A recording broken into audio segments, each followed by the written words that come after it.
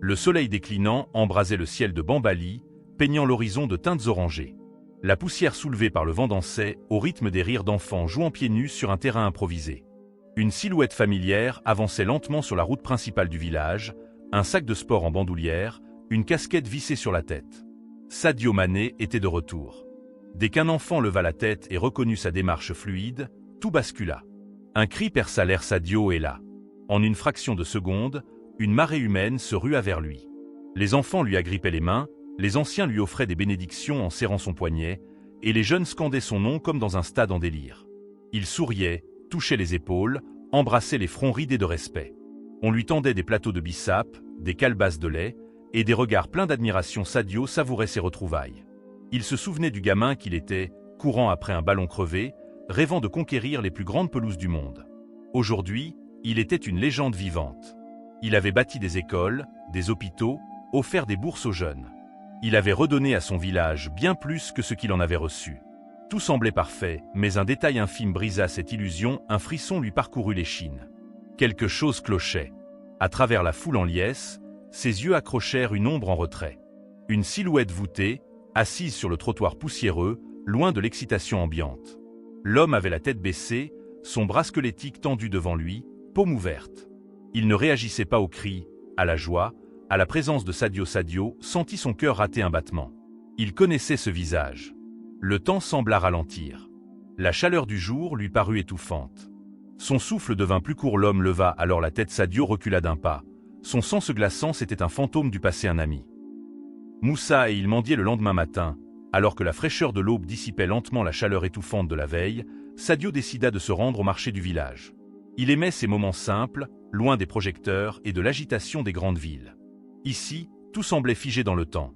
Les étals colorés regorgeaient de mangues juteuses, de poissons fraîchement pêchés et d'épices au parfum envoûtant.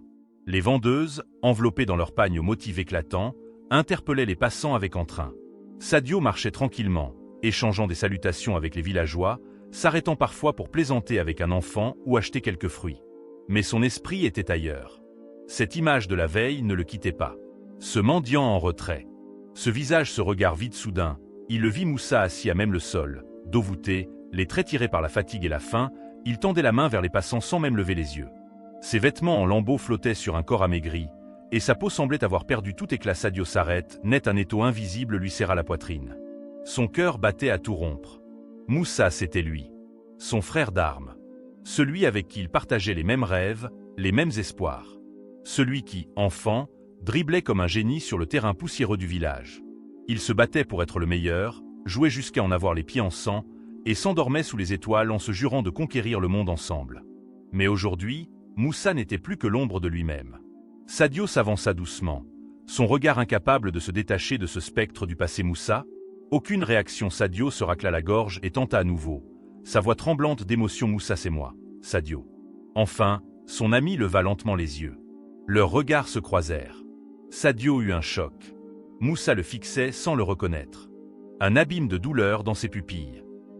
Un regard perdu, éteint, comme si tout ce qui faisait de lui un être vivant s'était dissous dans le néant. Puis, dans un geste mécanique, il tendit la main vers lui. Une pièce, s'il te plaît. Sadio sentit une sueur froide couler dans son dos. Quelque chose se brisa en lui. Il aurait préféré un reproche, un cri de colère, une accusation. Mais cette simple phrase, cette voix cassée par la misère, c'était pire. L'espace d'un instant, il eut envie de fuir. Comme si cette réalité était trop brutale, trop insoutenable. Mais il resta figé, incapable de détourner les yeux de ce qui aurait pu être son propre destin. Le poids de cette rencontre s'abattit sur lui comme un coup de massue. Que s'était-il passé? Comment un garçon aussi talentueux et ambitieux avait-il pu finir ainsi? L'image de Moussa le hanta, gravant dans son âme une question qui ne le laisserait plus en paix. Et pour la première fois depuis longtemps, Sadio eut peur. La rencontre avec Moussa obsédait Sadio. Toute la journée, il tenta de se concentrer sur autre chose. Les visites aux anciens, les discussions avec les jeunes du village, les repas en famille. Mais son esprit revenait inlassablement à cette main tendue, à ce regard perdu qu'il avait transpercé le soir venu, alors qu'il était assis dans la cour de la maison familiale, une brise légère balayant la chaleur étouffante de la journée. Il se confia à son oncle, un homme sage et respecté du village. « Tonton, j'ai revu Moussa aujourd'hui. » L'homme releva lentement la tête, son regard empreint de gravité. « Oui, je sais. » Sadio fronça les sourcils. « Tu savais qu'il était là ?» Son oncle hocha la tête. Tout le monde sait. Mais que veux-tu faire? Le sortir de là? Tu as déjà fait tant pour le village, Sadio. Tu ne peux pas sauver tout le monde. Ces mots le frappèrent de plein fouet. Tu ne peux pas sauver tout le monde. Il le savait. Il avait construit des écoles, des hôpitaux, offert des bourses, aidé des centaines de familles. Mais pouvait-il réellement réparer chaque vie brisée? C'était mon ami, murmura-t-il, comme pour se convaincre lui-même. C'était Sadio détourna les yeux, le cœur serré. Pourquoi son oncle parlait-il au passé? Moussa était toujours là, non, écoute-moi, Sadio. Parfois, le destin frappe plus fort que les rêves. Sadio garda le silence, mais son esprit bouillonnait. Ce soir-là, incapable de dormir, il sortit marcher dans le village. Les ruelles étaient plongées dans une obscurité paisible, seulement troublées par les lanternes vacillantes devant quelques maisons. Il arriva sans s'en rendre compte devant une petite gargote où des hommes discutaient à voix basse. Moussa, c'était un diamant brut, le nom fit tressaillir Sadio. Il se figea dans l'ombre, tendant l'oreille. Il aurait pu devenir un grand joueur, peut-être même aussi grand que Sadio. Mais il a eu ce foutu accident. Sadio sentit son estomac se nouer, un tacle mal maîtrisé, un genou foutu. Et voilà. Carrière terminée avant même d'avoir commencé. Le plus triste, c'est qu'il n'a jamais eu personne pour l'aider. Il est resté là, abandonné, jusqu'à ce qu'il n'ait plus rien. Un silence pesant installa, tu imagines, hein? Il aurait pu être l'un des leurs. Il aurait pu avoir sa chance, mais le destin lui a craché dessus. Sadio fermait les yeux, chaque mot résonnait en lui comme un coup de poignard. Et s'il avait été à sa place? L'idée le terrifia. Il aurait suffi d'un mauvais tacle, d'une blessure fatale, et peut-être que lui aussi, aujourd'hui, serait assis sur un trottoir, tendant la main sans même reconnaître ce qu'il aimait. La culpabilité lui tordit les entrailles. Il ne pouvait pas ignorer ça. Il devait agir. Sadio n'avait pas dormi de la nuit. L'histoire de Moussa tournait en boucle dans sa tête, l'écrasant sous un poids qu'il ne pouvait plus ignorer. Il ne pouvait pas faire semblant. Il ne pouvait pas passer devant lui encore une fois et détourner le regard. Le matin venu, déterminé, il sortit de chez lui et se dirigea vers le marché. Moussa était là, à la même place.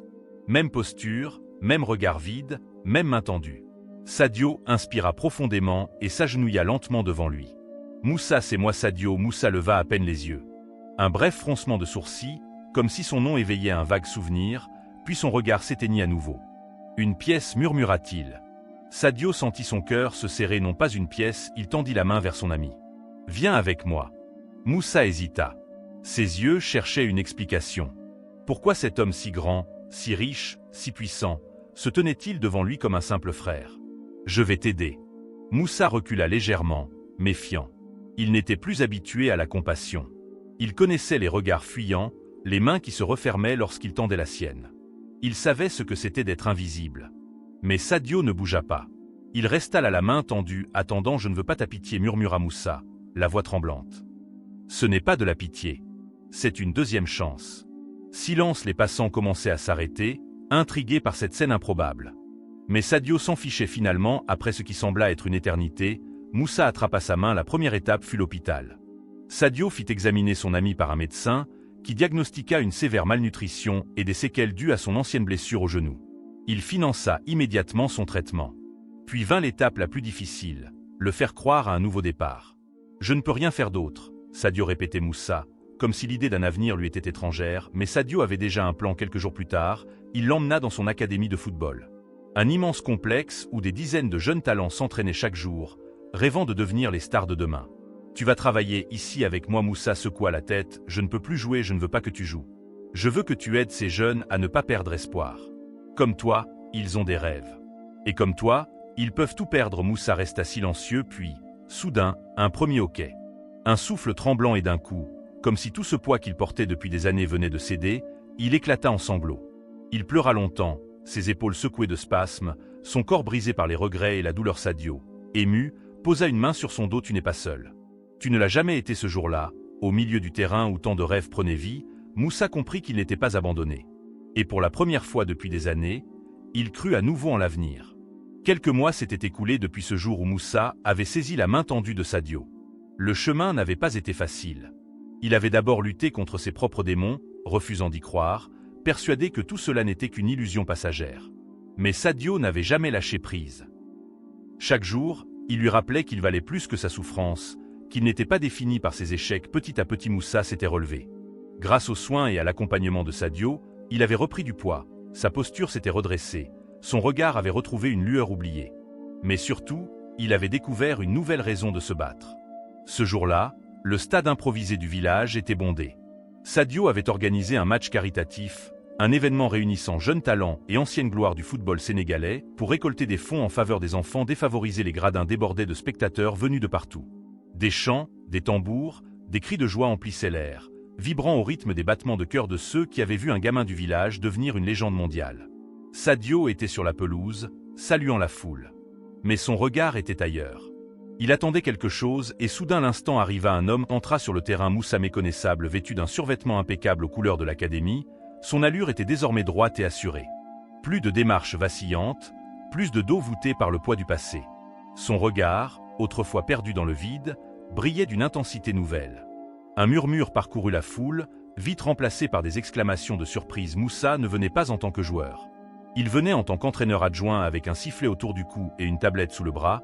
Il traversa le terrain sous les yeux ébahis des spectateurs. Il échangea un regard complice avec Sadio, puis tourna son attention vers les jeunes joueurs qu'il formait désormais. « Allez, les gars, placez-vous » lança-t-il d'une voix forte. Les jeunes obéirent instantanément. Et pour la première fois, Moussa n'était plus un spectre du passé. Il était une force du présent, un guide pour l'avenir. Sadio sentit son cœur se gonfler de fierté. Ce n'était pas un simple match. C'était une renaissance. Les images de Moussa sur le terrain firent rapidement le tour des réseaux sociaux. L'histoire bouleversa les internautes. Un ancien espoir du football, brisé par la vie, sauvé par l'amitié et la persévérance d'un homme qui refusait d'abandonner. Les médias s'emparèrent du récit, le transformant en une leçon de vie universelle. Ce n'est pas la richesse qui change le monde, c'est ce que l'on fait de son cœur. Les commentaires affluaient. Sadio Mané prouve une fois de plus qu'il n'est pas seulement un grand joueur, mais un grand homme. On ne mesure pas le succès au nombre de trophées, mais à l'impact qu'on a sur les autres. Si chacun tendait la main comme il a fait, combien de vies pourraient être sauvées? Partout dans le monde, des gens furent inspirés. Certains décidèrent d'aider un sans-abri, d'autres de soutenir un ami en difficulté, et d'autres encore de croire qu'il y avait toujours de l'espoir, même après la chute. Après le match, alors que le stade se vidait lentement et que les étoiles commençaient à briller dans le ciel de Bambali, Sadio et Moussa restèrent seuls sur la pelouse. Un silence paisible les enveloppa. « Tu te rends compte, Moussa, souffla Sadio, de quoi, si tu es là aujourd'hui, c'est que tu ne t'es jamais vraiment perdu. Il te manquait juste quelqu'un pour te le rappeler. » Moussa esquissa ou un sourire. Il tourna son regard vers le terrain, où des enfants couraient encore après un ballon sous la lumière des projecteurs. « C'est à mon tour de leur rappeler. Alors. » Sadio posa une main sur son épaule. À cet instant, il comprit quelque chose. Ce n'étaient pas ses buts, ses passes décisives ou ses trophées qui définissaient son héritage. C'était ça, l'impact qu'il laissait dans la vie des autres. La vraie richesse n'était pas dans les stades remplis, mais dans les cœurs qu'il avait aidé à reconstruire. Et il n'y avait pas de plus belle victoire que celle-ci.